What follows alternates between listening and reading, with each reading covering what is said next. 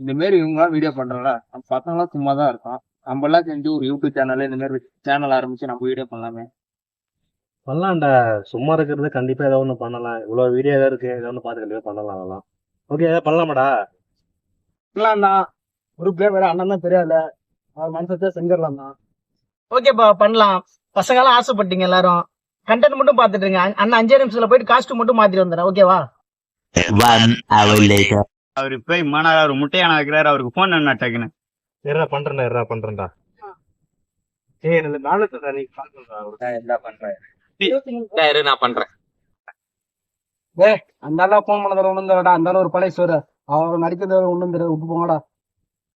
அந்த அளவுக்கு தெரியுமா உனக்கு? டிக்டாக் டப் மாஸ் அந்த ஆள் அப்படி அடிப்பாரு தெரியுமா உனக்கு? பாரு, அந்த ஆள் வந்து எப்படி அடிப்பா மட்டும் பாரு. வேணா பாத்துட்டே இருந்தேனா?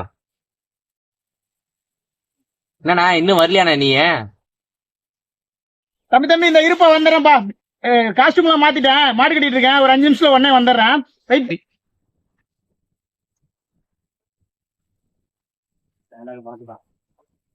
இப்பதான் பசங்க ரீல்ஸ் பண்ண கூப்பிடுறாங்க. அதுக்குள்ள வீட்டுல மாடை கட்டுறது, அதை பண்ணி இதை பண்ணுன்னு சொல்றாங்க. என்ன பண்றது? என்ன இருந்தாலும் மாடு மேய்ச்சிடுன்னு சொல்றான். அதான் அப்பயா சொன்னடா, அந்த எல்லாம் வர மாட்டான்னு.